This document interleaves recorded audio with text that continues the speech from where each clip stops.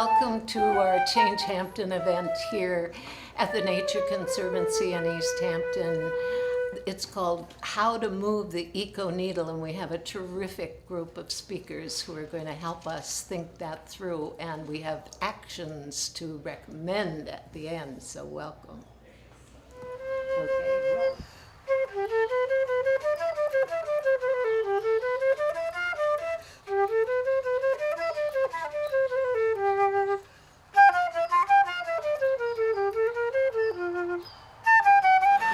Folks, we need to begin. Am I too loud? Is this too loud?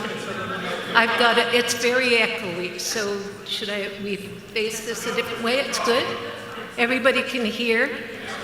Well, my gosh, how wonderful to see everybody here, and thank you so much for giving up all kinds of other things you could do because the sun is almost coming out. We know there's lots of competition for this. I'm really old now, so I have to go from notes even to say thank yous to people. And we want to always, when we start, to acknowledge, of course, the land that we're on. We all in this room, we all know that we're on Shinnecock and Montaukett lands. However, there's a Canadian Indigenous performer who always says, because all of the Canadian politicians do this everywhere across Canada, he says, yeah, but it's meaningless unless the next sentence is, and we give the land back. So it's something to think about. We're also really grateful to the Nature Conservancy to let us use this incredible venue. I hope that afterwards you have a little chance to go outside and wander around these pollinator meadows and gardens. There's even a sign on the front door that tells you all the kinds of insects that they find in these gardens. And we want to especially thank Biddle Duke for being our moderator here today, and all of our speakers. Starting at the far end, we have one substitution. Kim Shaw had a medical emergency, and so Kate Rogers very generously and graciously stepped in at the last moment. Kate is the deputy supervisor of the town of East Hampton. So thank you, Kate. And I'm just going to say the names: Mariah Whitmore, Nile Oza, Michael Schultz, Filipina De Han, and Edwina Van Gaal. You all got bios on your seats of everybody. And if you want to know even more about all of these people, you can go to our website at www.changehampton.org. Stefan, you have to turn the birds down.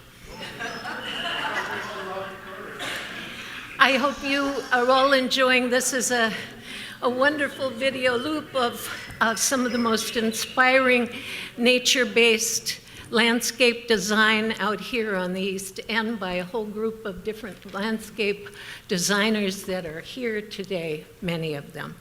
And we can introduce them afterwards. So let me figure out what next I have to do here. Oh, right. Just a little logistical thing, that we are going to have the speakers first, and then we will have a question and answer period. So everybody save your good questions and answers and announcements, etc. But right after that, we are also going to have an actionable items moment here, where you're going to learn all kinds of things that we can have to do action going forward. So then I want to talk about Change Hampton. I'm Gail Pellet, one of the co-founders of Change Hampton, and I think I know a lot of the people here who are signed up for our newsletters and through emails, etc. And we have a whole lot of Change Hampton team here. We have board members, Biddle Duke, Kathy Masters. Would you stand up, all the Change Hampton team? Lena Tabori, and we have so many others from the team here. Len Green, Lori Petrusky, Francesca Rhiannon, and we'll come back to that. Did Abby make it here? I don't think so.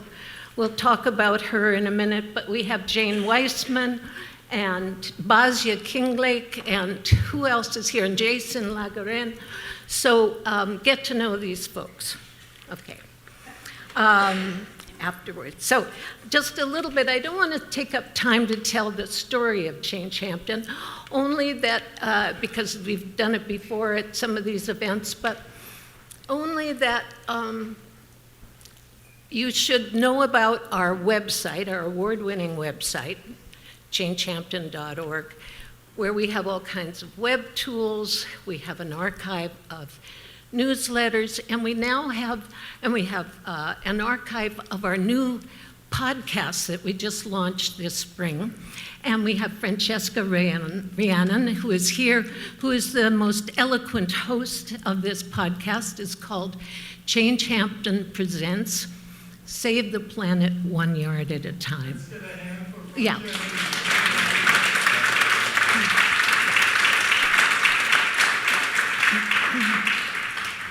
And I hope that all of you have visited our community pollinator garden that we created at the entrance to Town Hall.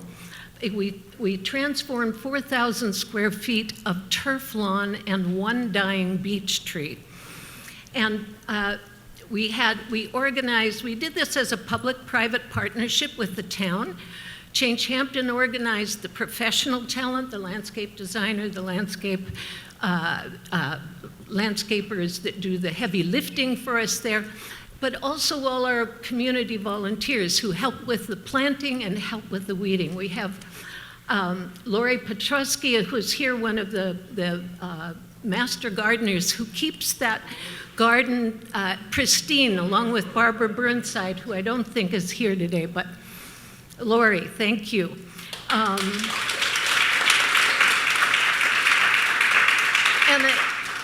And that we also got donations from Whitmore's nursery. They donated 8 native trees that are flourishing on the property.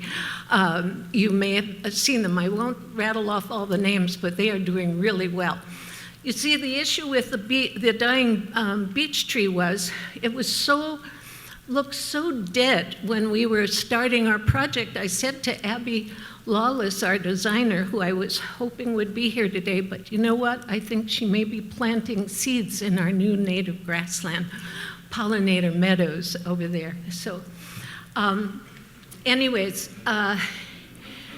the beech tree was in such terrible shape that I said to Abby, we need to cut down the beech tree because it looks, it's going to die. And she said, well, a dying tree is important as part of the educational effort. Well, since we planted 1,500 mostly native plants in that community pollinator garden, the beech tree has come back to life. So I know I'm being moved along here. I know. So just to make the transition a little bit, we know we are living through some very dark times. We feel overwhelmed sometimes with despair and futility and hopelessness about all the projects that we want, all the things we want to change. But we at Change Hampton have always considered ourselves as hope peddlers, and we believe in a radical hope that comes with organizing and with activism. And that we want to, we're dealing with this broken world, broken nation, and a planet that is sending us such ferocious and deadly signals. And so I just want to leave, before we go to one more thought before we start, with the notion of what it means to change and to transform our situation, our environment, our landscapes, to confront the climate and biodiversity crisis. Change means we have to ask all the really tough questions. We need to relearn everything, and we have to be willing to make that profound shift. So just a thought before we start. Stefan, I know you want to say something.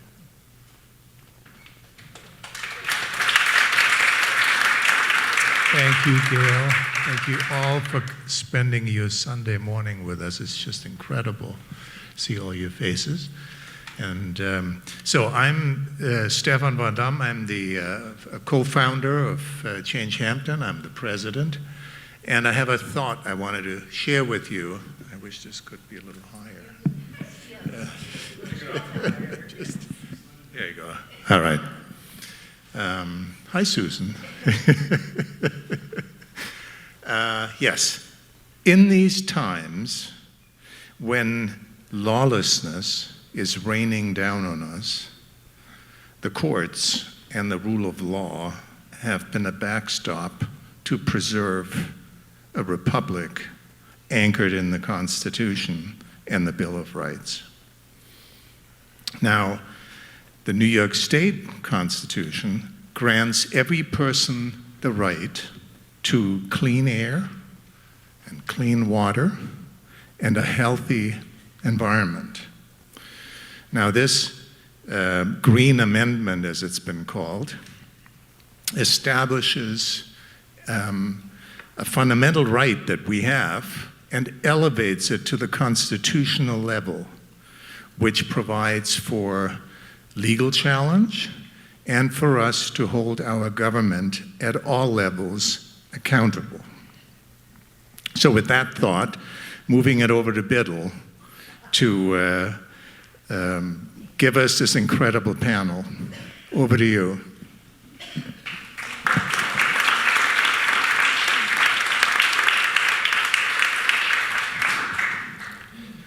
Thanks, Gail, and thanks, Stefan. Good morning, everyone.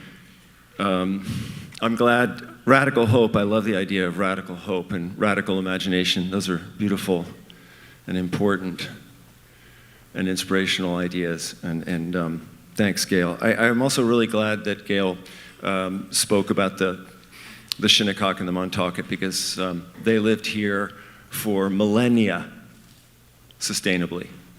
Now, I'm not going to paint a rosy picture necessarily of the indigenous life here, but they did live here for millennia sustainably. And what does that mean? What are we talking about? Because today we're really going to be talking about sustainability and how to live sustainably here. Sustainability is balance, right? Sustainability is, I wrote this down this morning, and it's something that's in our comprehensive plan. We adopted a definition of sustainability this year. Okay. And it goes something like this. You probably all know the definition of sustainability, but I need to go back and look every time. Although I understand it intuitively in my heart and in my soul, it means meeting the needs of the present without compromising the ability of future generations to meet their own needs. Presumably meeting their own needs as well and as comfortably and as beautifully as we have. So the conversation this morning is about nature, about moving the needle toward greater sustainability, if not full sustainability. And by that I mean, and I think we're all going to be talking about on our properties, on the land that we care for ourselves. So here's the good news. Here in East Hampton, we consider ourselves enlightened. There's humongous wealth here, so presumably we are successful people, so we should be the ones who are driving the best decisions on earth, right? Certainly we're driving some of the most financially successful decisions, but let's talk about driving the most sustainable decisions. We live in a natural treasure. There's just that beautiful woods and bays and ocean and farms. Both towns have protected hundreds of acres of farmland and thousands of acres of woodlands. These are the good things. We limit clearing here in East Hampton. We've incentivized the installation of nitrogen scrubbing septic and wastewater systems. We've reduced across the board the allowable sizes of homes to be constructed by an average of about 25%. We've imposed limits on gas-powered leaf blowers. Not full limits, but for the summer you can't use them. Both East Hampton Town and the village have worked with local organizations, many local organizations, many of whom are the leaders are here today, to build native plant nitrogen and pollution filtering bioswales. And Gail mentioned the fantastic pollinator garden and pollinator meadow that's being built at the town hall property on Panago Road. All of that, by the way, with volunteer labor. But here's the truth. We're trailing other communities, and we're not living sustainably. On the panel today is Philippine from Bedford, New York, and Bedford, New York is ahead of us. We can learn from Bedford. So let me give you a little summary of the bad news. You all probably know this, but I think it merits mentioning. Every toilet, every dishwasher, every washing machine, every shower and bath drains into the ground east of Shinnecock Canal all the way to Montauk, except for a few thousand of them in Sag Harbor where they have a wastewater treatment plant. Think about that, right? Just for a second, think about that. On a busy summer weekend, 300,000 people between Shinnecock and Montauk, pooping and peeing into the ground, essentially. Yes, we have septic systems. Yes, they filter out a lot of the stuff, but that's a lot of nitrogen going into our bays and ponds, you know? Just for a second. It's amazing that we allowed it, but there it is, right? Now, the town is trying, and the county and the state are trying to do something about that. But that's just that little thing is something that people aren't necessarily aware of. Add to that fact that Suffolk County has the highest chemical use of any county in New York State. Now, chemical use, right? I'm talking about landscape chemical use. Yes, we have a lot of landscape nurseries up west of here in Suffolk County, but a lot of that chemical use is happening right here from Shinnecock to Montauk. So it's no wonder that some of the more polluted bodies of water in New York State are right here in our two towns. Lake Agawam being one, Wainscott Pond being one. Georgica Pond is getting better, thanks to the Friends of Georgica Pond. But we are polluting our bays and our ponds. That is irrefutable. I can't go outside my house in Springs and go clam anywhere I want in Accabonac Harbor. It's closed. If I eat clams from half of the harbor, I'll get sick. If I eat clams from many other parts of 3 Mile Harbor, lakes and bays in Montauk, I'll get sick. They're closed. I can't shellfish there. We are poisoning that. What are the other canaries in the coal mine? And I'll get to the panel soon, but I just wanted to set the scene here. Birds. Maybe some of you saw the headline a month ago in the East Hampton Star. Birds are in trouble here. That was the headline. The population of some 120 species of birds that live here have been cut in half in the last 50 years. That's serious canaries, right? Why is this happening? Food loss due to chemical use and habitat loss. Instead of meadows and woods, we love lawns, which are basically dead zones for ecosystems.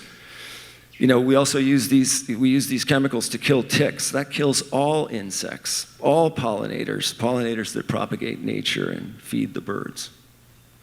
It's way more complicated than all of this. Because, honestly, as Rachel Carson said, we're at war with ourselves. We're poisoning ourselves. Okay. I'm sorry, but I had to start here. So the point is we have a lot of work to do, right, guys? And that's why we're assembled here. And, we're here to talk about moving the needle. And the needle can be moved basically in 2 fundamental ways, through regulations and rules and laws, and through a shift in consciousness. Regulations are limited in their capacity, quite honestly, and some regulations we just can't do. We can't make chemicals illegal in this area. That's a state issue. So we need to shift consciousness. How do we do that? How do we shift consciousness?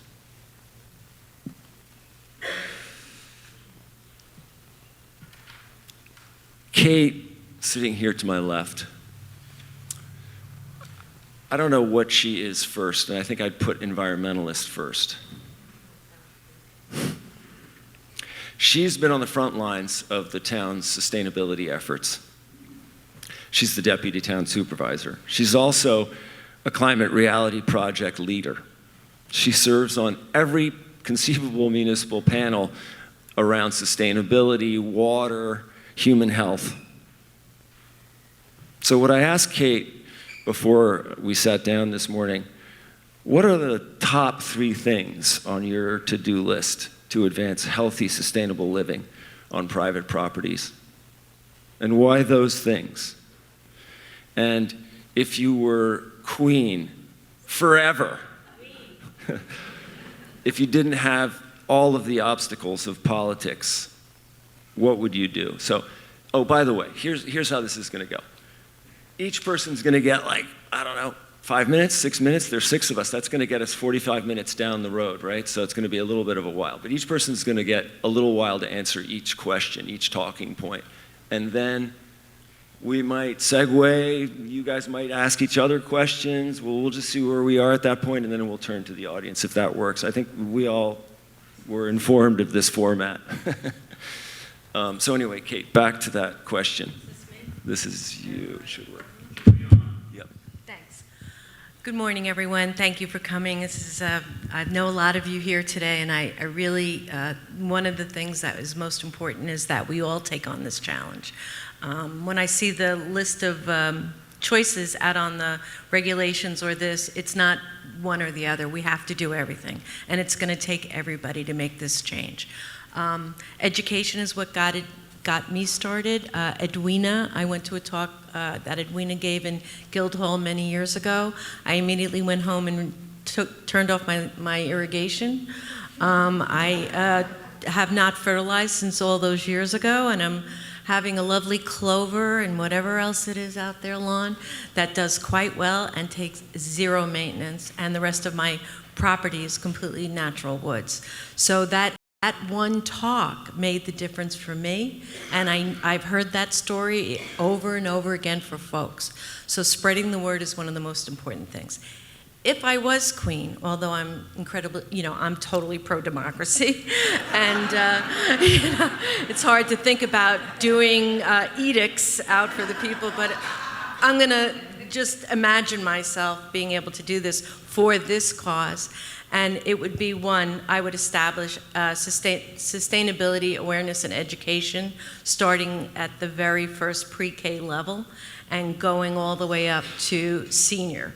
And if you weren't in school at the time of the education of sustainability, you'd have to take a course. That's number one. And you'd have to have action items that you would change on your property. 2, if I wasn't looking at hard-earned taxpayer dollars, but the royal coffers, I'd be giving incentives across the board. I would knight everyone that was a sustainability expert and give them special status in the town. And I also, though, must say, I know we're focusing on environmental sustainability today, but I would also declare affordable housing, because we have to sustain our community as well.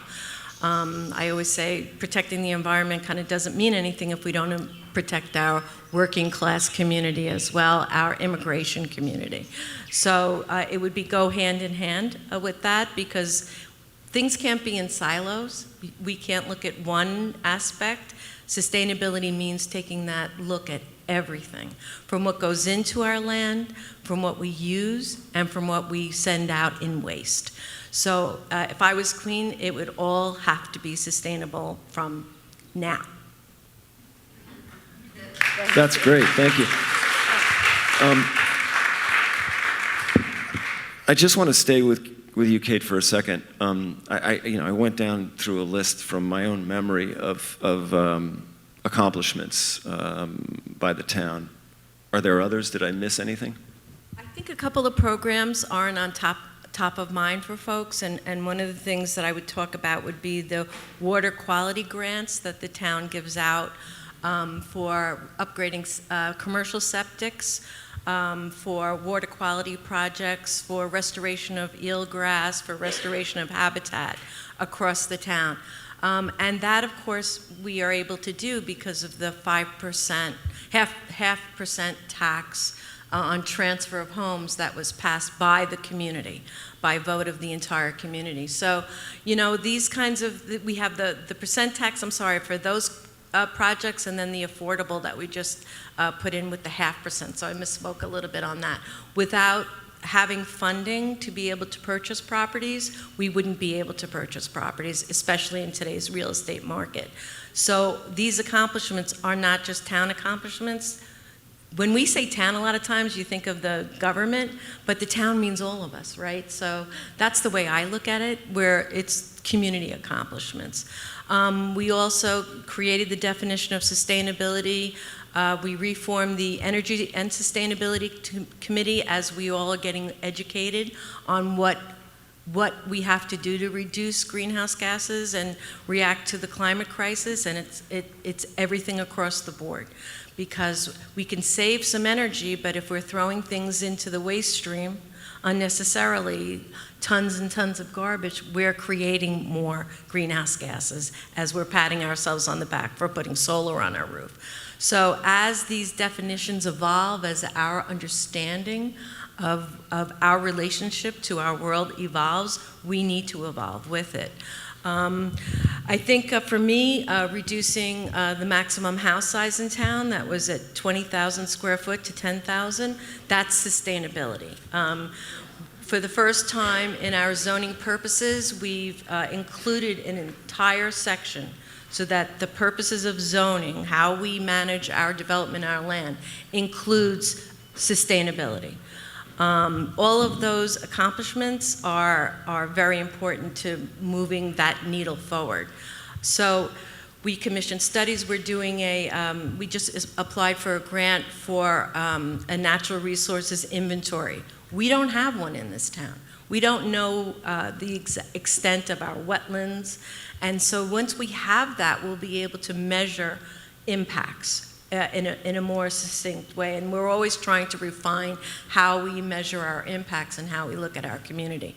But also, again, to me, the affordable housing component is exactly in there with sustainability. So as we develop affordable housing, community housing projects, they are sustainable. They're all electric projects. And the town has made commitment to all electric, to sustainable landscaping, and to nitrogen reducing septics and systems.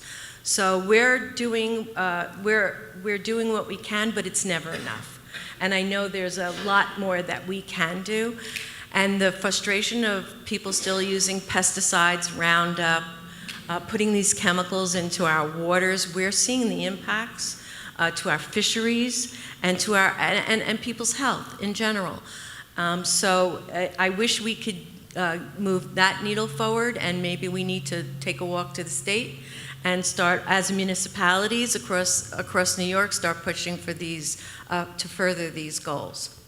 Thanks, Kate. You know, I think there, as you pointed out, there is a limit to what is possible at the town level, and I think you know it's a perfect segue to Mariah because she's out there on the front lines. And I'm going to get to you, Mariah, in 1 second. But I just want to mention one piece of proposed legislation that's out there that's interesting and quite telling, and that ordinance proposal. I guess that would be legislation. We limit clearing in the town of East Hampton, but we don't limit the removal of trees. Sag Harbor passed such a rule, a regulation, but East Hampton Town does not have that regulation. So, you know, I have on my own property 100-year-old maples, and I could just go over there with my 24-inch chainsaw and cut them down, which is terrible, and I won't do. And these are the little things. I mean, but that's a big thing, because we're taking down ancient, in some cases, all around this town, we're taking down homeowners, property owners are taking down ancient creatures. And It's going to take years to pass that rule, I promise you, but we're going to fight for that. Yeah, so I'll just add, the Sustainability Committee is working on a draft for tree protection law that they're going to bring to the town board, which is really important because, again, yes, ancient creatures, but we're talking habitat, right? If you take down trees, you lose in water, you lose in soil, you lose in essential habitat, you lose in your insect habitat. There's cycles. This cycle cannot be interrupted without consequences. So we're looking to take back the interruptions of just not knowing, folks not knowing how important these things were. So that's it. Thanks.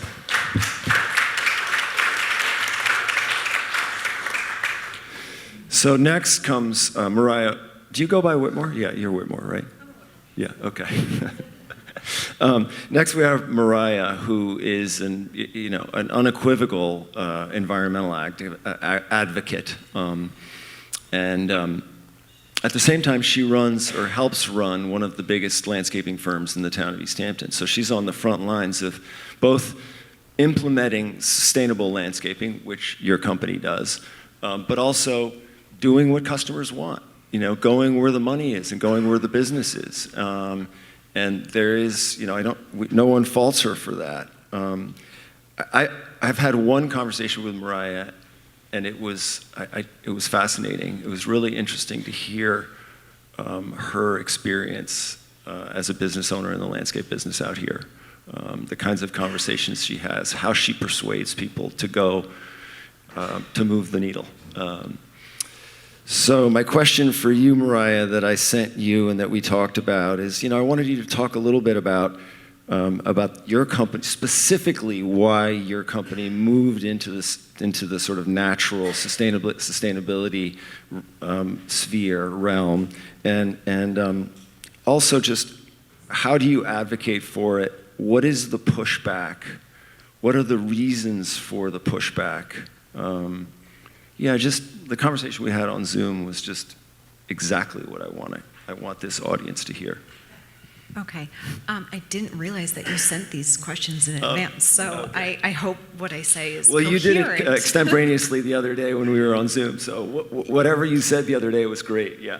So Whitmore's is a landscape company based in East Hampton. My grandfather started the company in 1945. My father took it over in the 70s, and I currently run it. We're a company of, in season, about 340 employees, out of season, about 150. We have a tree farm. We have greenhouses, so we grow a lot of our own material, but we also bring it in. We have a small design department. We do landscape installation. We do landscape maintenance, anything from tree care to lawn mowing to plant health care, gardens, and we also do carpentry and masonry.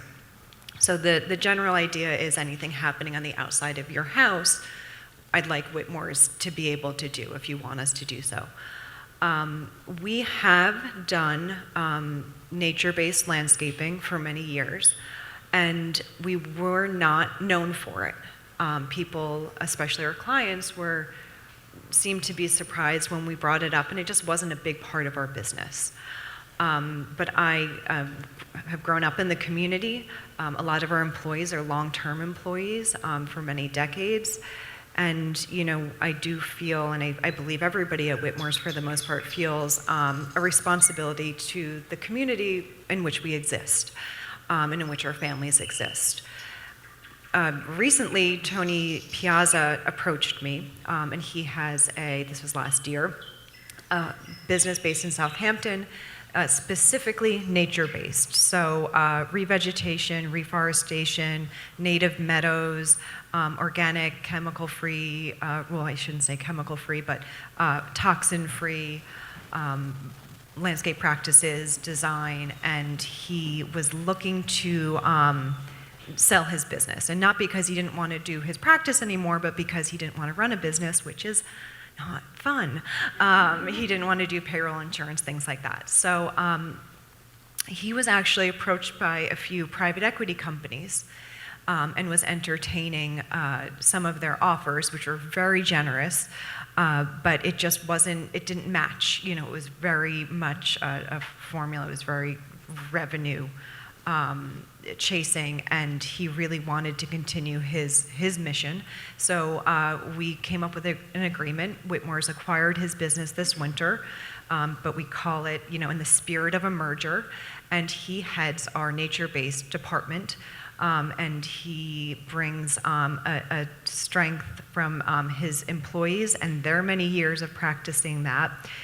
He's very dedicated, and he has just really furthered our ability to do those services by leaps and bounds. And now with the inclusion of his name on a lot of what we do, and he's a department within Whitmore's, and we say Tony Piazza, the nature-based branch of Whitmore's, you know, we're also generating a lot of awareness. And what I believe Whitmore's brings to him is actually the capability of being able to do and to maintain so many more properties. We are a larger company, we have the resources, we have the people, so we can do more together. And it also, you know, keeps two locally owned, you know, family businesses going in a way. Even though he doesn't really legally exist, he is part of Whitmore's. He does exist as a service provider, as a branch of Whitmore's. So that answers part of your question. Yeah. I mean, do you know, what we're trying to do here is convert, right? Yes. You know, so you have people obviously that come to you and say, we want to do the perfect Earth model, right? But we're interested in actually getting people who live with, you know, acres of lawn or whatever, you know, maybe half an acre of lawn, people who aren't converts to what is the resistance? Where do people convert? And what gets them to convert? I liked your phrase, a shifting conscious, because yes, the answer is yes, and it's to the degree of which they're interested is based on the individual. It's based on their knowledge of what it takes and what it means and maybe what it would look like. But it's anything from somebody may come to us and say, my lawn mowing bill is ridiculous. I don't want to pay this anymore. And that's the opportunity to say, okay, well, let's have less lawn. What parts of the lawn are you actually using, and what parts of the lawn are we just maintaining for no good reason? And is that an opportunity to put in a pollinator garden or to do something else with the space that requires less maintenance, less inputs? So that would be an example. We have clients who come to us and say, you know, I'm worried about my pet, I'm worried about my grandkids. What are things within my maintenance proposal that I should be concerned about? And we'll talk it out. And there are changes that we can make, and some people go full in, and in that case, they, you know, especially this year, they get sent over to Tony, and he's able to really do his thing. I mean, he is very knowledgeable. He's got a great way with people. And some people say, you know what, I don't want to make a change, but I'll take a robotic mower. And have you guys seen the robotic mowers? Okay, yeah, there's some outside of Whitmore's down the street as well. And they're electric, and so less fossil fuels. Another, you know, selling point is you're not going to see our guys on lawnmowers outside, you know, in the middle of the day. It's not as loud, it's not as noisy. We do still need to send people to touch up edges. There are places those mowers cannot reach and cannot service, but for the most part, it's low impact. It runs on electric, it's on a battery, and it mows every single day, and you can program it to mow at night, and it puts the material back into the lawn. So we're not taking anything off property, you're actually composting, it's keeping everything maintained at one height, you're not doing that dramatic cut that you would do if you were mowing every week. So there are ways to ease people in, and once they see that it's successful, they're interested in hearing about more. Oh, that did cut my bill. That's a really compelling argument. So cost, health, And education. and simplicity. Yeah, some simplicity and also knowing about the options. And that's one of the positions I feel like Whitmore's is now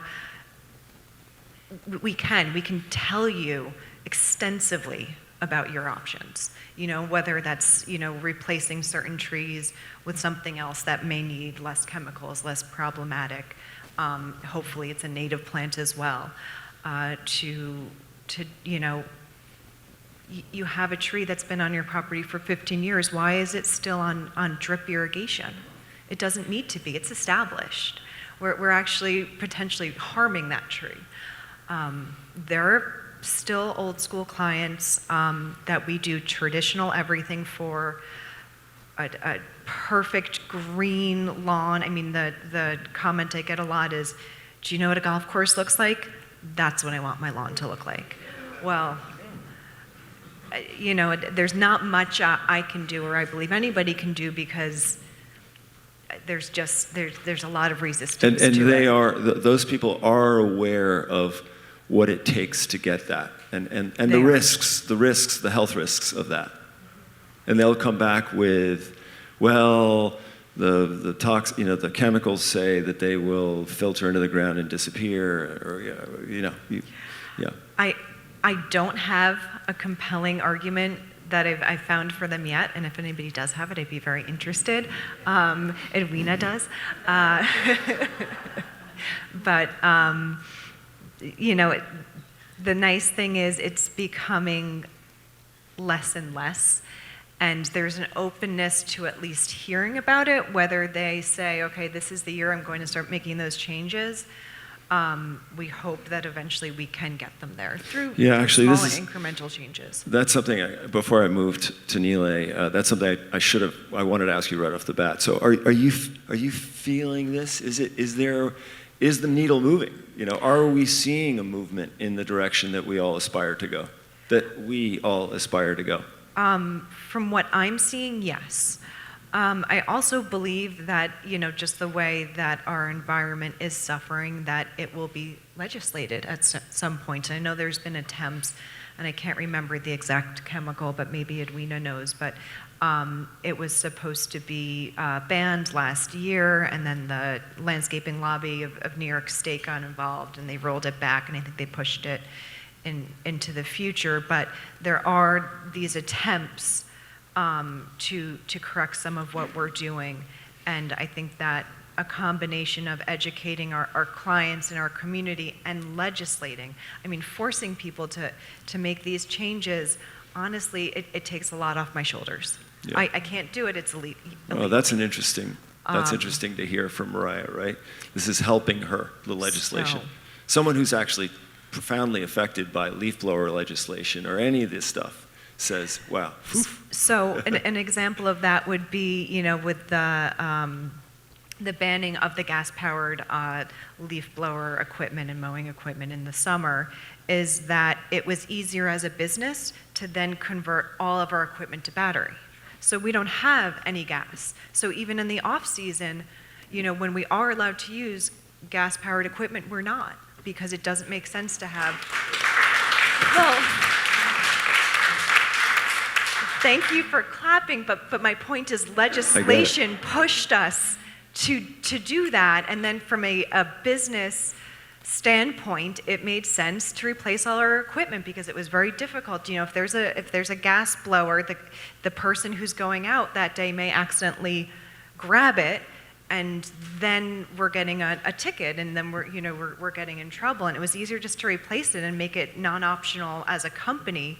And that arose from legislation. Yeah, to say nothing of if the question comes up about what are you going to do about the clippings? Well, we can't really blow them unless we use electric, but actually that's good for your lawn. How about leaving the clippings on the lawn? So it enables you to have that conversation as well, right?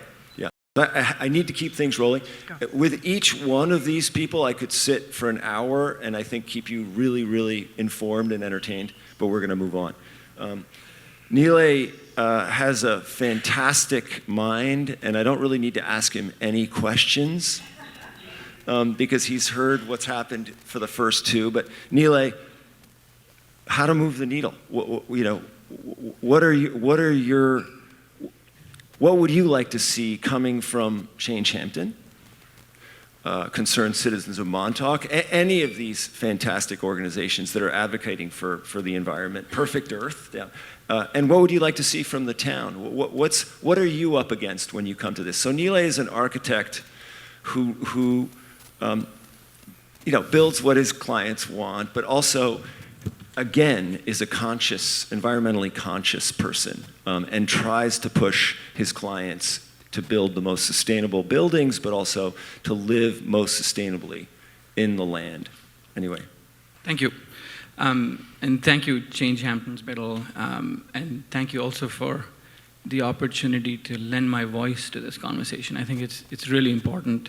I'm an architect, and architects, strangely, are the people that face these clients right off the bat. So if we don't send the conversation down a right direction, the ball's already lost. So for starters, Biddle, to answer your question, I would like us, architects, to be educated. Our expertise is in some sense, the non-organic matter on a property, the building, if you will. But the conversation always goes beyond that. And so I have a few things that I'm doing or sort of tasking myself to do individually, and a few things that I'm trying to do communally. Individually, and I'm seeing this in my project right now, I really, really push back on clients wanting to take down mature trees. It is truly a gut punch for me when that happens. And so I embrace a tree on the site and build and design around it. And it is glorious when it comes together in that way. Thank you. The other thing I do, and I thank you all and Change Hamptons for this, is I send Change Hampton's native plants for your gardens list to all my clients. Truly, the gallery view is fantastic. It just sets the preconceived notion of what a native plant is aside and begins the conversation in a more design-forward way. My experience with people discussing native plantings is they are basically this side of a weed. So that conversation needs to change. Now, to be serious about this, website link is not enough. I need professionals like Mariah to join me early on in the conversations with my clients. I try and get my landscape designer minds who are aligned with the way I think early on into my conversations with my client. That is not easy, but that is what I try and do. So that's me. In terms of, actually there's one more thing I should say, and that has to do with legislation and jurisdictions. That is what we're up against. And I should point out that I've had some really interesting positive interactions with local jurisdictions in the recent past. I can discuss this later on if required, but basically the town that I was working with mandated a native planting measure for a particular situation on the property.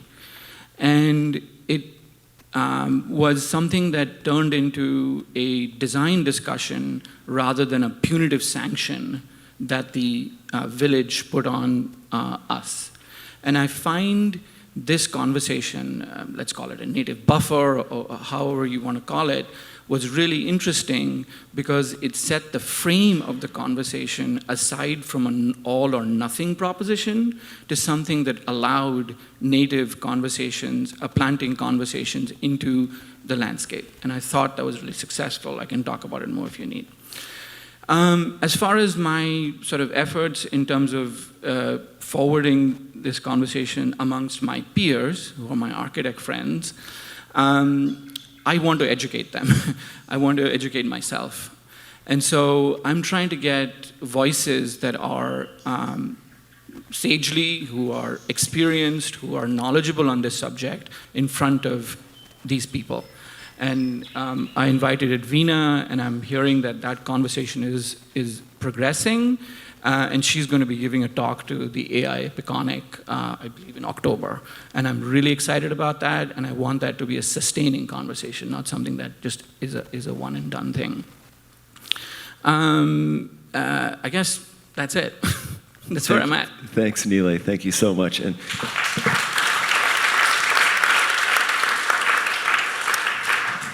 that's great to hear, Nilay and Edwina. That's a great move forward. Michael,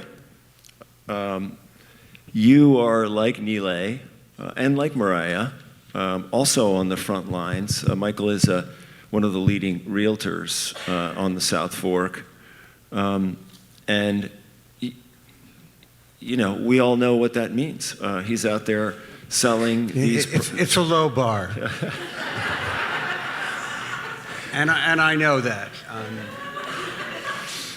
You're out there selling property of all kinds. You know, are you seeing the needle move? And what about your conversations with clients, both sellers and buyers, but particularly buyers, because they're the ones who are going to drive the look and feel and the naturalness of their property? Well, I would argue that I'm more on the front lines than my colleagues here.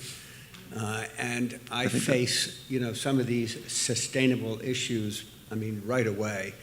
And we talk about clearing restrictions, which, you know, we have in certain towns, but we don't have them in other towns. We don't have them in Sagaponack because it was farm fields. We don't have them in East Hampton Village, but we do have them in the town of East Hampton and in others. And for people that buy a home in the town and they have clearing restrictions, what scares them most is, you know, wooded.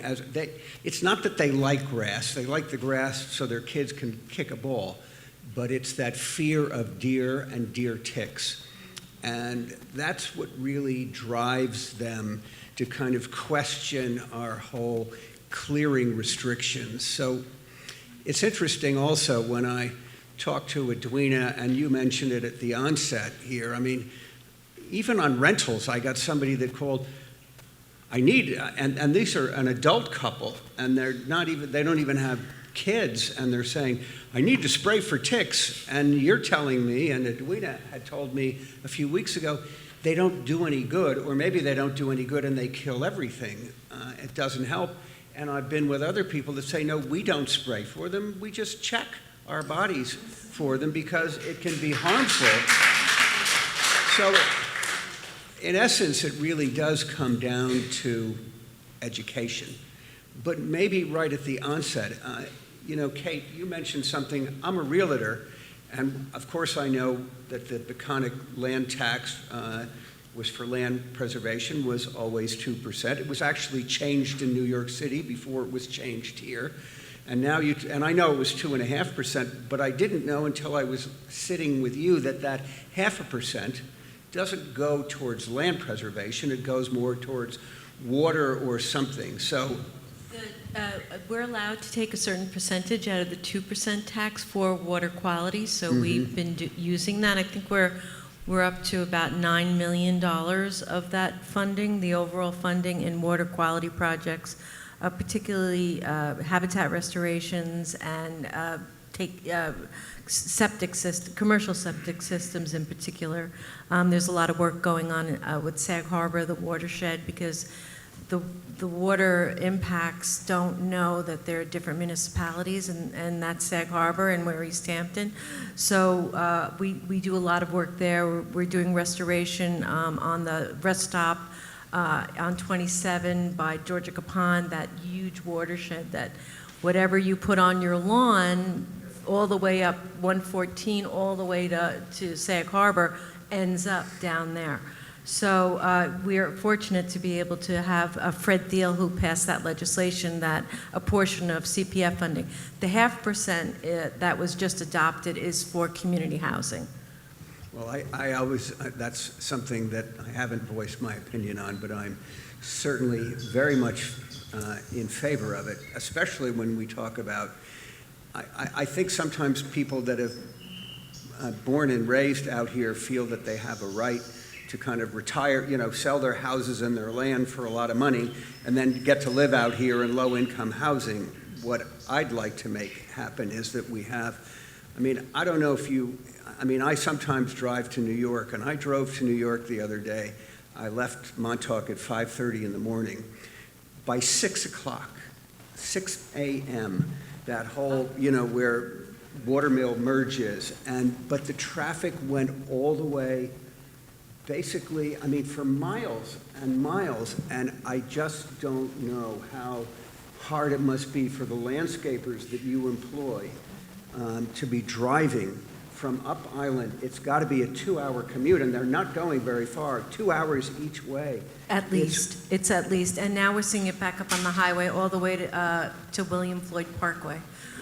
So we can't, the town, we have trouble keeping employees because it's at least 2 hours, I know. 3 hours. And I know businesses across town as well are having these difficulties as we're losing our workforce community in our own community. We have to do something for the workforce. The workforce that's out here to make sure that they can, kind of live amongst us.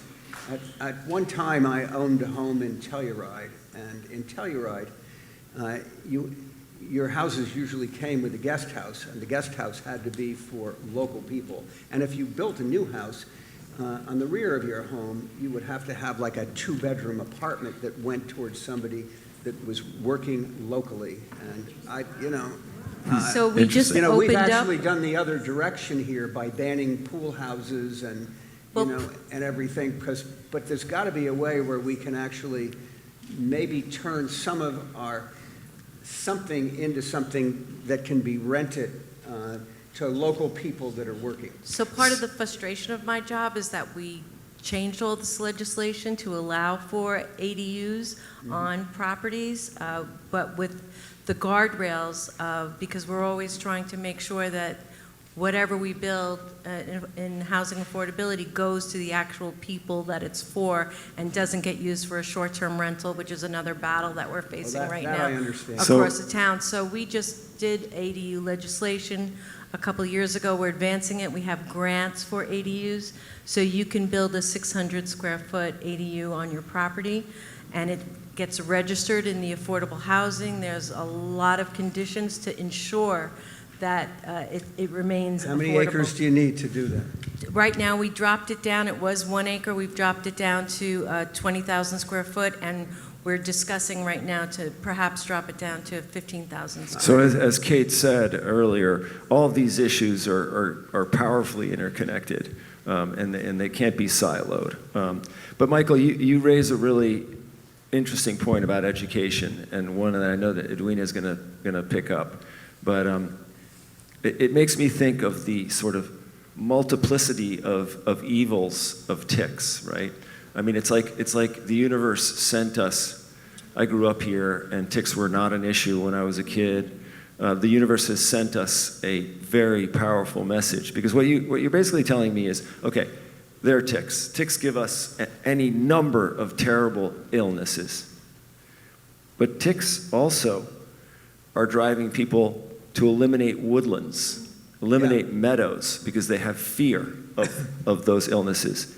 And then ticks also get people to use chemicals, which are poisoning the environment, killing, So what a message, right? What a clear message from on high around ticks, right? A multiplicity of reasons to despise ticks, but also think deeply about the message of the ticks. So we have some education to do at Change Hampton, and to work with Edwina at Perfect Earth around educating people on how to live with, it sounds crazy, but how to deal with the tick problem. Because as you say, it's driving really terrible decisions. I want to just mention one other thing that Michael mentioned around Sagaponack and East Hampton Village, around clearing. In case you don't understand, in case people don't know about this, but in East Hampton Village and in Sagaponack, if your land was farmland at any time, you can clear it entirely. So like a half acre in East Hampton Village that's hasn't been farmed for 40 years and has, you know, elms on it and cedars and maybe some maple or some cherry. Yep. Boom! They come in and you can take it all down, right? So that's what you were referring to. Absolutely. And that's a boon for realtors. They actually say this in advertising, you know. This can be, you know, whatever the term. Fully clearable. Fully cleared. Anyway, so there is a window or a doorway to a possible piece of legislation that would be a heck of a fight. Well, the other thing that we, you know, when we talk about these clearing restrictions, and we talked about, you know, the harmful pesticides and fertilizers that you put on these lawns to avoid ticks mostly and other things, you're also poisoning the aquifer. Yes. You're poisoning the very water that we drink, Right. which, once again, in East Hampton Village, they don't seem to have because it's all Municipal water. It's all That's county municipal water, water. yeah. So it really comes down to education, and it's hard to educate people that, I mean, people say to me when they want to buy land, they want to buy a house that faces a farm field reserve, they want to make sure that that is farmed organically, but yet they'll poison their very lawns their very own lawns with pesticides and fertilizers. And I think it really comes back. I've listened to Edwina before and hearing it from Mariah and from Kate. It really comes down to, I'm on the front lines, realtors are, and I do agree, or I said it's a low bar, and I do agree, but maybe it's up to us, maybe there is, it's hard to make people read something, but I would like to be able to tell them that 0.5% is going towards this, and this is why it's important. And here, I'd be perfectly happy to give to everybody that wants to buy a house a pamphlet written by some of the members here to explain why, you know, it's important to have, you know, it's funny, I forget her name now, but, you know, in the 60s, you know, with Rachel so Carson. much DDT. Rachel Carson. Rachel Carson. Rachel Carson. And I was so, I mean, I remember going to places, I mean, it's amazing we start to see lightning flies again. Yeah, You know, yeah. it wasn't that many years ago, I didn't see any, Yeah, okay? yeah. They're coming back. Yeah. It's actually, I can see whales too, they're coming back yeah, too. yeah. I'm not even sure why, but they are. Yeah. I mean, I hear that's because of the bunker fish and things like that, but I've always, I didn't grow up coming here. I just kind of discovered it, you know, by renting out here. And that was, you know, probably in 1980. But I've always treasured, you know, being a resident and part-time resident here. I think we have an amazing community, and how lucky many of us are to live here full-time or live here part-time. So it is worth saving what we have. Absolutely. But there are a lot of new people, and I'm not talking about the people here, because the people here are the people that actually know. It's the new people moving in that just don't, they don't even sympathize with the people that are driving 2.5 hours each direction. We're going to arm you with materials to give those people. Well, I think you have to do it with all the Yes, realtors. you're going to have stuff in your back pocket for them. I need to move to Philippine. Thank you, Michael. Thank you. Philippine, I'm almost embarrassed that you've driven all the way from Bedford for 5 minutes, but hopefully, hopefully members of the audience can actually corner you, and Kate can as well. I went up to Bedford 20 years ago, and again, that was another place where I had my eyes open. So what could be? So thank you so much for being here. As I said before, you and I, or you alone, could hold this audience with your information and your experiences in Bedford for much more than the amount of time we have here. But go for it. Tell us how you did what you did, and what are the major accomplishments there that you think? Well, first of all, I want to begin that I love to be here, especially because it's really heartwarming to see these congregations everywhere. So we're not alone in this. It's happening literally everywhere. And we also, although we have very specifics in our environment, we also do the same things. We're doing the leaf blowers, we're doing the water, we're doing the ticks. Everything is the same everywhere in the Northeast. So when I arrived in Bedford, Bedford already had a long history of bipartisan support for the environment. So when I came there was already a tree advisory board. They already had done their NRI. There was a wetland control commission, a conservation board. So a lot of things were already in place. In 2010, they started an initiative called Bedford 2020, with the goal of reducing 20% of the emissions by 2020. We're now at 25. They did reduce it actually by plenty more, and they're now up for 2030, that's their new name, to reduce it with 80%. So that's very progressive, but it's also very, very difficult. So they started 10 years ago with volunteers, the town board was involved, and they created all these task force. And I was part, because I was a landscaper, I was part of the Healthy Arts task force. And very soon we sort of burst out of our seams because the Healthy Arts project required an own website, and we wanted to sort of inform a much broader audience, so that's what we did. But we're still working together with Bedford 2030 right now. We also started an initiative called Leave Leaves Alone, which was aside from the town because it was already a sensitive topic at the time, the gasoline leaf blowers. Maplewood was then already in the process of getting regulations. I don't know if you're aware of that. It was in New Jersey. They were the first town to take it on in the Northeast. And we sort of followed in their footsteps. And then we started to set up a sort of coordination of Westchester towns to work in tandem on these leaf blower regulations. In the beginning, it was so difficult. We even got death threats when we were starting to do this.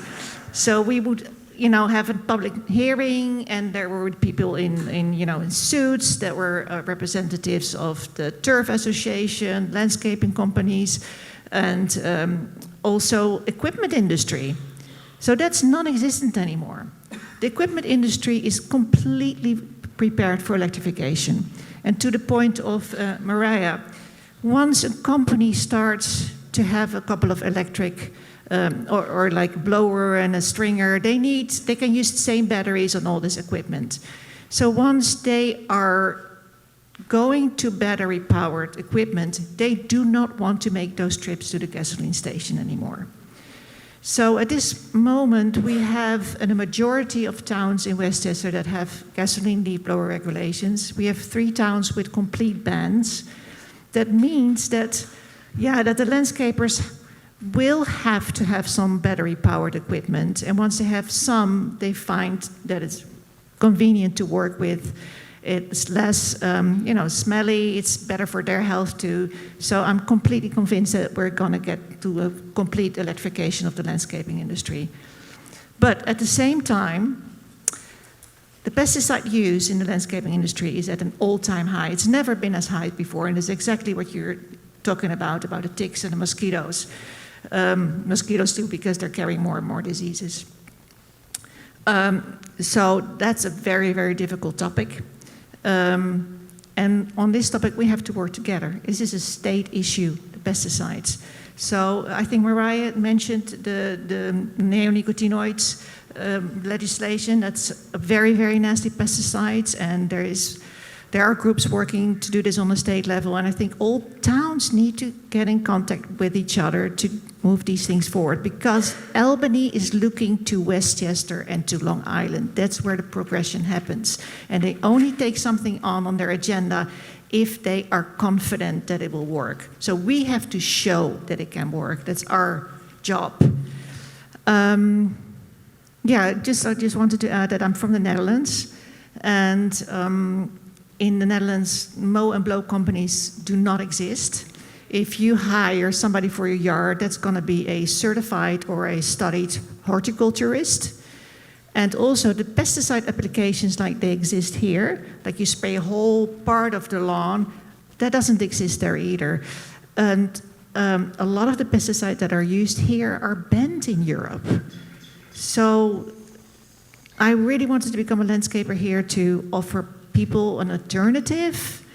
And, you know, we have a beautiful alternative. We have our natural landscape.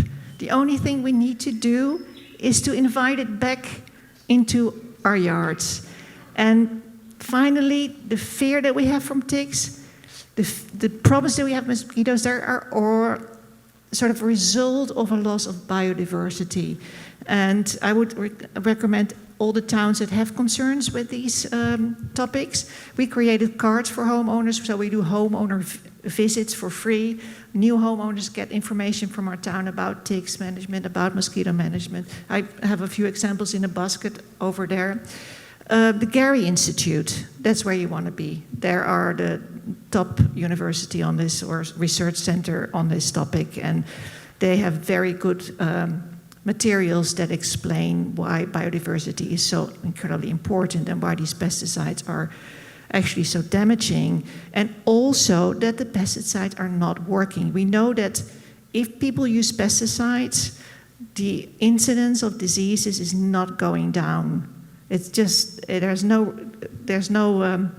a relationship between the use of pesticides and tick-borne illnesses. There is a relation, however, between the number of ticks you find in your yard and pesticides. And I think it has to do with, this is a little complicated, but I find it very fascinating, with a safe sense of safety. That means the less ticks you see around you, the less rigorous you're going to be with yourself, your own body checks.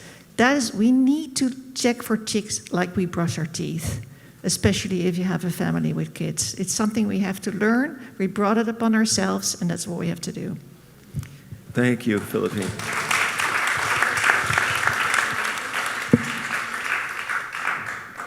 You know, interesting. Info about ticks for new homeowners. What a basic and good idea. I mean, I find the Bedford, New York website, the municipal website, to be so sort of connected to nature. I mean, right on the home page, it says something like, Bedford loves nature. I mean, you open the bedfordnewyork.org or whatever it is, and it says, Bedford loves nature. Just that sends a very strong message. But Bedford's green procurement, what is it? The green procurement ordinance. They have a green procurement ordinance. All kinds of things that Bedford is doing that, if you go to the website, are informative and inspirational in many ways. Yeah, no, we are lucky to have a supervisor who comes directly from, as a volunteer, started as a volunteer at Bedford 2020. Oh. So the connection between those environmental organizations and our town board is very strong. And I think it's sort of, it has become a place of hope in the sense that we feel so desperate often, and because we are so connected on that governmental level, I think that gives us energy and sort of hope to move Great. forward. But we have the same problems as you have here too. We have a lot of affluent new homeowners that seem to be almost unreachable or are just weekenders, and very often have the work, they let the work do by somebody else. Yeah. And we've even, for example, we have a town board member, this is just a little gossip, a town board member who's very democratic, has been very supportive of all our endeavors, but moving around, I went to their house when there was gasoline leaf blowers, and I reprimanded them because it's not allowed. And I told them later, because they are not home. They don't know what the landscapers do when they're gone. Yeah. So it's a different way of living that we have in these luxury towns. And in that sense, we have a responsibility too, I think. Yeah, yeah. Michael, I see that you have a comment, but I got to get to Edwina, but is it quick? It's a quick one. Okay. Because we talk about ticks, but it's really Lyme disease that people fear, and that's what they worry about here. And not all ticks carry Lyme's disease, and there's got to be, I mean, I get people that, you see those big, dog ticks. That's not a deer tick. That's not a tick that's going to give you Lyme's disease, and yet you can go to any one of those walk-in centers. As soon as they say, oh, you've got a tick bite, they start putting you on antibiotics automatically. Yeah. So there's got to, I'm not talking about legislating that, but what kind of ticks carry Lyme's disease and what don't? Right. And there should be, like, if you see a tick on your child or on yourself, save the tick and see if you've been bitten by. Okay. Edwina, Kate has asked to say one thing, and But the irony of people coming here and being worried about ticks is that we have the proliferation of ticks because we no longer have winters that used to kill them off. So the more you use energy and create greenhouse gases, you're part of the problem. So if you have native landscaping and you take away all that stuff, you're going to contribute to reducing that, and hopefully maybe we'll have a winter that will eradicate the ticks like it used to.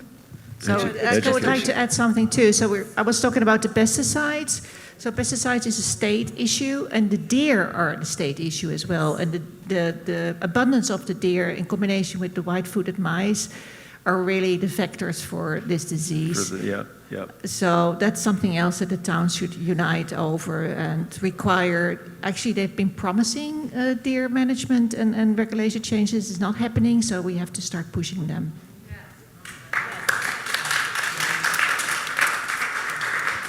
Thank you, Philippine. Well, we've been at it here for an hour, and one of the most eloquent speakers, and actually certainly one of the most informed for sure, is last. And I'm sorry, Edwina, it's taken a long time to get to you. It's been really interesting. I like listening, Good. I know. That was my question. Yeah, I mean, I asked you in our notes before this meeting to think about if you'd learned anything from this conversation, but also what can you share? So, have you learned anything from this conversation? And what can you share that is? Edwina moves the needle. She moves the needle. The Perfect Earth Project moves the needle. And what have you learned about moving the needle? So there's two questions there. Yeah. Well, I guess we're all talking about issues that we all know about. And I think but what's really wonderful is how this community is growing and how everybody here is becoming more and more eloquent and more informed. And that's what I learn every time I get together with people. And often people say to me, doesn't it get a bit like overwhelming and depressing for you? Because yes, I really appreciate you. Most of you I have seen here before. And people say, but you're always talking to the choir. Doesn't that depress you? And I say, no, actually not. Because first of all, you keep coming back, so we must be doing something right. But also, what does the choir do? A choir sings. Yeah. And you are out here, going out there with this song to sing it to our community. And so, yes, we need to change laws, but that's not something that I have any real, that's not my thing. I talk to people one-on-one. And yes, one of the things I learned is really how important it is that people do keep working on the laws, because I hadn't thought about how much that individual pressure from the communities does influence Albany. But I'm about personal decisions and how do we help people make wise decisions. And that's really what Perfect Earth is about, giving everybody the information. So Michael's saying, hey, let's talk to new home buyers. Let's do it. Let's get something out to them. They should know.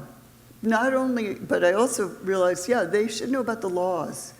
Because if they don't understand CPF, and the Community Protection Fund and what their money is doing and how important that is. And if they don't understand about ticks, every time you take an antibiotic, only 20% of the drugs you're taking actually stay in your body. The other 80% is going in the water. And one of the things that we're not testing for much is what the pesticides and pharmaceuticals in our water. And it's easy to say, oh, you're on municipal water, it doesn't matter. It matters a lot. Suffolk County Water has to take all that out. They have to take it all out of the water, and it's increasingly a challenge for them. So, it doesn't, and we can't test. I mean, Chris Gobler is starting to test a little bit for pharmaceuticals in the ponds he's working on, but testing for pharmaceuticals and pesticides is really expensive because everyone's a different test, and there are hundreds of them, hundreds and hundreds, and they're much more expensive than testing for nitrogen. And they closed the acarbonic for E. coli, another test, but not for all the other stuff. So there are so many things. It's the world of noise and poison that I call it. So we're talking chemical and mechanical. So Mariah's really making, and I think it's a wonderful point that we're making such great strides that ultimately the mechanical component is probably a lot more manageable. And it can be driven by legislation. But I still think people should be better educated. Like you said, that if they're moving into a neighborhood, they should understand no blowing. Blowing is not good for your soil. It's just not good for so how about we cut back on blowing also? Because even electric blowers are loud. Because once your ears get used to the lower level, then they're going to want to go take it down another notch.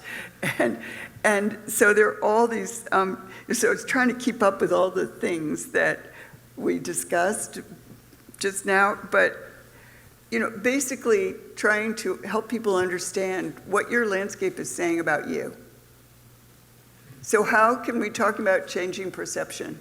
How can we put that message out there in our landscapes, which you're all doing, I'm sure. And the media is starting to pick up on that. They're starting to say, this is what's beautiful. What's in these pictures, not an oil slick lawn. And what your massive lawn is saying about you is, I don't care. And how can we all together get that message out? I don't care. I don't care about my family. I don't care about my kids. I don't care about my pets. And I don't care about the planet. And I don't care about Georgia Pond or Lake Agawam. That's crazy. Do they know that? And I loved your thing about, Michael, that they want to live on it. They want to live next to an organic farm. But you're not, because I always used to say you're walking across your toxic lawn to get to your organic kale. But, so... it's but it's that. There's a serious disconnect, and it's sort of one of the things I wonder about, I know we celebrate all of the knowledge that the indigenous peoples had about the land, but how much of that, not to put it down, because it's what it is, but did that come? How much of what we need to learn and learned before comes from living in a survival state? So you had to know how to get along with the land when your survival depended upon it. And we, with our world of noise and poison and constant building technology, are continually separating ourselves from the fact that we need the earth and we need nature to survive. And ticks are a message. You don't have a pest problem, you have a predator problem. And every time you attack your pests with pesticides, you're just resetting, the needle is reset. It will never go past. It will never give nature a chance to step into the process and help heal it. So how do we think about every one of these messages as our survival issue? And how do we step back into that?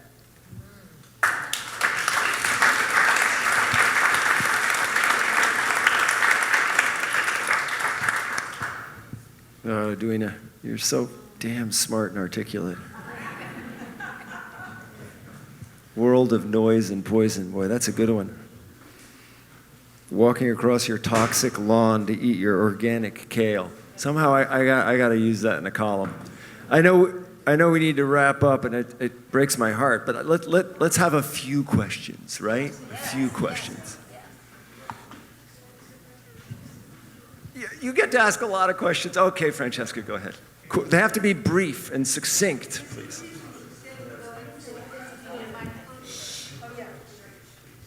So what I want to ask, and this is like going to do double duty here because I'm going to make an announcement too.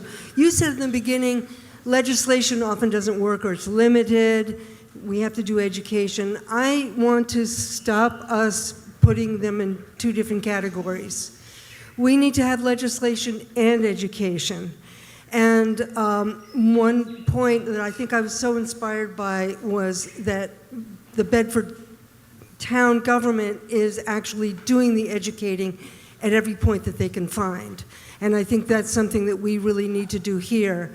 And I just wanted to open it up to the panel for people to talk about how that process can be successful. But I also want to say that there is leaf blower education, leaf blower legislation that is stuck in the Assembly. The Assembly has been the worst part of our environmental action on our state level. It has consistently torpedoed stuff that the Senate passed, and the Senate did pass this electric landscaping equipment rebate program. This legislation is not punishment, it is encouragement. And I think we have to think about legislation not as punishment, but as encouragement. So I just want to open that up.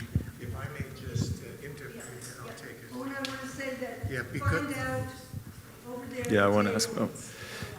Hi, it's Stefan again. What an incredibly powerful panel we've had here, all the issues raised. Let's thank them. And what has come up over and over again is education, education, education. And how do we bottle this enthusiasm and also the expertise that we have here in order to actually deliver the message, to make it actionable?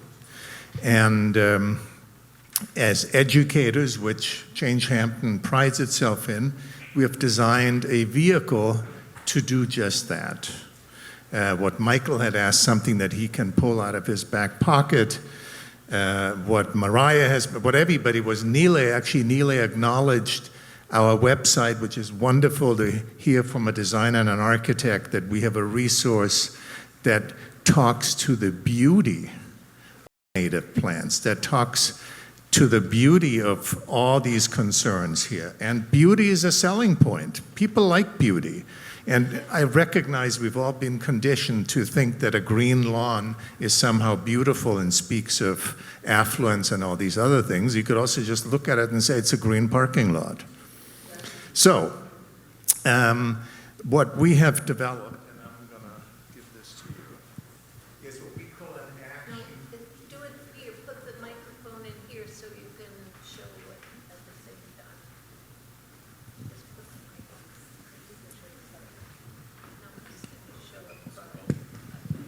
Let's see here. Okay, good. So this is an action fan that looks at 8 different issues, complex environmental issues, and it makes them clear and understandable and compelling. So for instance, what we need is a new land ethic that includes all living beings and how we want to survive our lives. We go on to how water, of what we do in our lawns, affects the whole neighborhood, where we swim in. It's all connected. Another one on the critical role that native plants play in the beauty component, but also in maintaining a functioning food chain. If we lose these insects, we cannot pollinate our own food. Next one here is keystone plants. So on the front side, you have the issue, and on the back side, you have the insight and the action that you can take in order to come with the program and understand that we're part of nature and not separated from it. And we would hope that the town, where we can entice the town to support this, and this should really be sent to every household on the South Fork in order to get people to care, to start the conversation, to have a talk with your neighbor. Hey, why is all this pesticide running down at my property, and what can we do about it? So I think education, or perhaps affluence and ignorance, seem to go perfectly together. We want to cut through that, and this is one way to do it. Yeah, where are they available, Stefan? Okay, so we will, on your way out, kindly walk out this way. We'll have them available for you for a small donation. And so that's the first thing of how we can be actionable. Yes, each of the panelists gets one, so that Michael can pull it out of his back pocket. Actually, I give it to you. Okay. And can I forgot to Jump put in. Not done yet. Oh, sorry. Sorry. Yeah. So, who was speaking? I was. I was speaking. You were speaking. Edwina was going to say something, yeah. Jumping in. Okay, jump in. Oh, well, I just wanted to add to that. I forgot to mention that Perfect Earth Project also does free home visits. And I should have brought the card, sorry, I forgot, that if you go on our website, we have a free 60-minute site visit to help you ecologically up your relationship with your land. Tim Wheeler's an amazing ecologist. He will help you do this. Len Rubin here was our very first visit, and he said to me the other day, he saved $1,000, and he has a whole different way of looking at his place. So you can talk to our first and best advocate, but go to perfectearthproject.org and go to Living Lands, and you will get a free visit anywhere from Southampton to Montauk. But let's get back to Change Hampton. So, Gail, when I'm not done yet, I'm sorry. Oh, you're not done, So okay. this is the first way. This is the first way we can be actionable, is by supporting us in this. The second way is we have 2 petitions that deal with noise issues in the town of East Hampton, and we'd love you to sign. One is called Quiet Sundays, and the other one is to treat all noises in this town by the same standard which already exists in the law, on the books. And the third way you can be actionable is that when we have town hearings, to join us and to come out and have your voices heard in front of the board and be active participants of what happens to your health in East Hampton. Thank you. See you at the table on the way out. So when I opened it up for questions, 15 hands shot up, but one hand in particular that I'd love to hear from is Minerva Perez. So, go. Thank you so much. My name is Minerva Perez. I'm the executive director of OLA of Eastern Long Island, a Latino-focused organization founded in East Hampton. Been out here for 23 years. We serve the entire East End of Long Island. What I really want to say is that I'm a huge fan of all of the work. I'm a homeowner in Sag Harbor. My lawn is all moss. It's all shaded and all that. I'm here with actually Vanessa Rojano, who's new with the organization, recently coming from Peconic Land Trust, her own interest in conservancy and environmentalism. Love working with many people in this room. Mariah, also Len recently as well. I just want to say that we live in silos out here. The power structure is incredibly difficult to live within. Those folks on the highways, they're not, saying, oh, I just can't wait to drive those 3 hours. There's a power structure, there's a financial dynamic that exists out here that we have to engage with. It doesn't mean that it's either or. It's an and situation. So the folks that are not often in these conversations are the Latinos doing the work, and unfortunately, they are not, they're the majority right now. That might change. Who knows in the future what immigrants are going to be doing the work for the folks out here, right? But right now, it's Latinos, and right now, the information that gets out there is not getting out in Spanish. I'm going to invite all of you to come to that same hearing that Stefan was talking about. There's one in East Hampton Village on the 30th of July at 11 a.m. at 1 Cedar Street. And what we're having a conversation about is also the humans that hold the leaf blowers. I'm not saying that we want them out there and all the times that we don't want to hear them. Awesome, great. Make sure that there's ample notification going out. That didn't happen in East Hampton Village. Those folks that are being now required to come into court at 11 a.m. in the middle of their workday didn't even know about the law. Can I ask you something? Let me finish real quickly. Let me finish real quick. So those folks did not know about the law, and right now the kind of laws that East Hampton Village are using, which are great, eventually they will, listen, everyone's going to learn, and then they're going to know not to do what they can't do because it's against the law, and we understand that, and we're for that. We want to make sure that we're bringing down noise. But if we want compliance, if we want noise reduction, if we want more regulations on chemicals and all that, you have to start with communication and notification, and you can't say the person on the lowest end of that sort of fiscal food chain is going to be the one that is brought into court without the option of even paying the fine. So these are guys that didn't know about the law. They're being brought into East Hampton Town Court, but they're holding East Hampton Village ordinance tickets and all that. They're required to come into court in the middle of their workday. They're landscapers. They're dressed like landscapers. They're getting dressed down and almost, told by the judge, how dare you stand before me in that T-shirt? This is a court of law. It's disrespectful. And they're petrified. They don't have an option to pay it any other way, as East Hampton Town allows folks to pay that in different ways. So we're not at odds. It's not an either or. It's an and. Bring people into this conversation. We, as OLA of Eastern Long Island, stand as partners, which we have been with Gail, in wanting to get the word out. But there are many ways that we can make sure that information, not just the regulation part of it, but also the urging of the new homeowners. We have 50% Latino student body across our entire East End, 23 school districts. And those folks are staying in their families here on the East End of Long Island. They have homes. They want to build their own yards and their own businesses. They want to be part of this conversation as well. And there's many ways that we can bring folks in and make sure that we're looking at the humans. So please come join us on the 30th and have the full conversation. Let's do it all. Let's save the environment and also be social justice activists. Thank you. So I really would like to address this a little bit, because we have had the exact same problem in Westchester. So I'm not sure how it's regulated here, but we have, if you want to operate as a landscaping company, you have to be licensed by the county. So the county has an address book with all these companies, and most companies are actually licensed because it's cheap and it doesn't require any knowledge. So the licensing process is easy. Out here you have to have, there's 12 different municipalities. So people have to be registered and licensed with 12 plus Suffolk County. So it's a lot of that, right? Okay, but you have Suffolk County. So Suffolk County is the place where they can connect with all those companies and send out information. So the other thing we did is we went to all the places that are visited by landscapers. So we have a couple of companies that do the equipment, the reparations, the selling, and there are Latino hubs where people are pick up for as a day laborers. We make sure that the information about these laws, we have an example over there, the laws of every different town is written on there. So they have that as a information paper, and they were so grateful about that. It took us 2 years before we did that, and when we start doing that, they were so very happy with that. It's easy to do, so I really recommend you do this as well. I'm afraid, should we keep going, or? Okay. I just want to say, in Southampton Village, I was one of the people responsible for banning gas leaf blowers completely.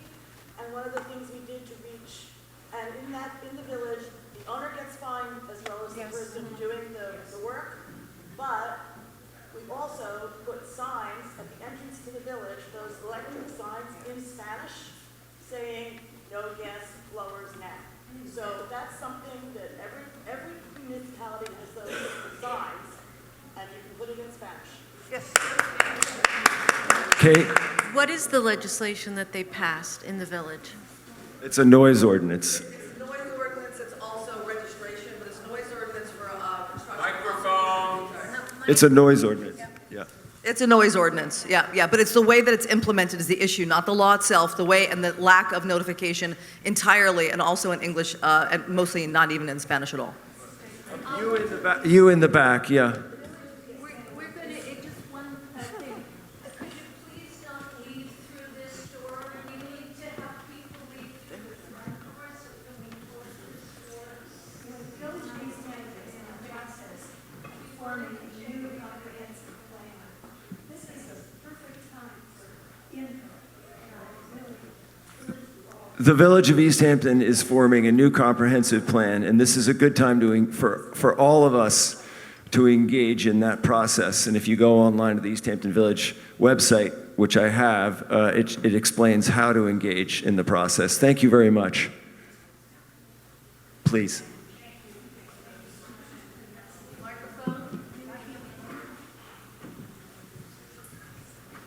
Thank you to everyone on the panel. And I think this is at least the 12th or 20th time I go anywhere where Edwin is speaking. Thank you so much. And it was especially nice at the Botanical Garden in Brooklyn. I wanted to ask, I have several books, but I would like to know if any of you are aware of a comprehensive, preferably color photograph pamphlets or book that shows pretty pictures, beautiful pictures of native plants that means so much more to people than it gets them quicker on the page. Oh, I can sort of speak to that. We'll be posting this video slideshow group on our website, which is the work of about a dozen landscape designers all who work here on the East End, and they're all magnificent examples of native plantings, and also our community garden at East Hampton has all the community. So Kay Rogers would just like to. I just want to say that that is an incredibly important idea, and it's something the town of East Hampton needs to do on our website. We have lists of native plants. We've had them forever, but they're meaningless because they're just words. So there is an effort to bring all of these organizations, and again, quickly, I really want to say how much it's appreciated that we have such incredible organizations in our town that are the nonprofits that help us to accomplish these goals. Without it, we couldn't do it. But that is a goal of bringing all the groups together to help us have a better website that has the pictures, and so people can appreciate just not the names and the Latin names. So yes, that's a goal. Edwina, do you have an idea here? Go. Yeah, there are some really good books now by various landscape designers that I would recommend. I don't think you'll find it all in one place, so I can't promise you one book because each of them is written from a different part of the United States with a different climate and a different clientele. But so you kind of have to get a library of them to do it. So, but do you follow Margaret Roach? She writes for the Times, but she also has a really great blog and a website. And she always she puts all the best books up there. I would say if there's anybody, Ken Drews and Margaret, and so you can follow what's great. But generally on our website, we list websites because if you don't mind going to a website, I know it's not paper, but they're so much more fluid because they can be updated on a regular basis and also they can have databases. And you can put in what you want. Polly Hill on Martha's Vineyard, the Polly Hill Arboretum, has a fabulous plant selection database. They're the same ecoregion as we are here, so they're probably the closest one to the plants that would be appropriate for you. So go to Polly Hill, and you can plug in, sun, shade, da-da-da-da. So thanks, Edwina, I appreciate it. Before any more time passes and more people leave, I just want to say, we hear you. We hear you loud and clear. And also I want to thank you, Minerva, for your courage, your absolute strength in speaking out with authority and wisdom at all of the right moments, and just doing the work that you do. Thank you so much, and we hear you.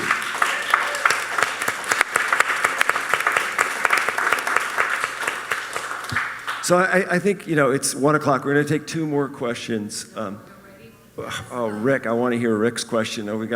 But I promised this lady with a nod and a wave, and I know Paul has a question. It's hard to fit everyone in, but go ahead. I'm just wondering if there's any legislation within the village about uplighting. Because I have a neighbor whose lights are on all night long, lighting the trees, and the hedge around the property he just appropriated a couple of years ago.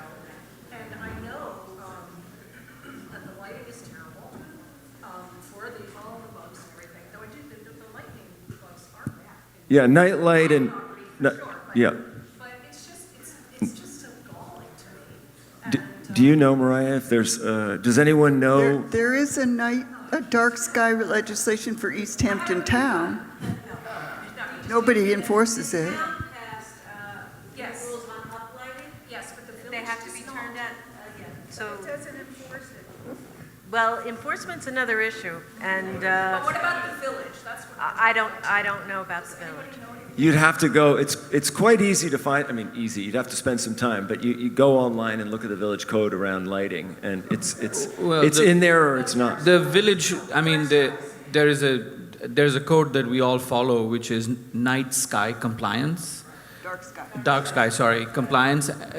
And our permit sets have to abide by that. Whether it's policed after the fact, I'm not sure. Elia, you had a question?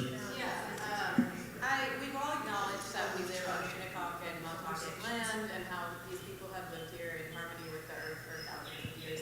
So I'd love to learn more and encourage you to elevate those voices in your work and ask how you can do and we as a community can elevate those voices more in our work, because I think we know that they're the experts and we're a lot of people who didn't come from this land talking about this land. And I'd be curious how we could encourage their voices in this conversation more.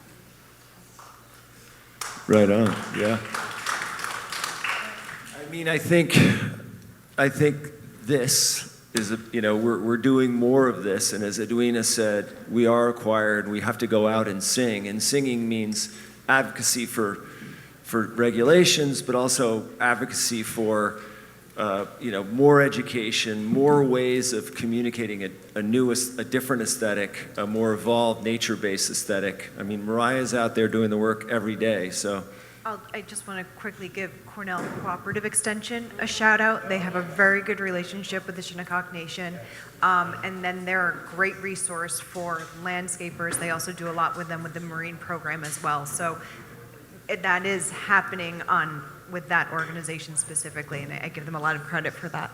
And we did have a Change Hampton event last year where we were naming things, the importance of if you're going to save it and nurture it and love it, you need to learn to name it.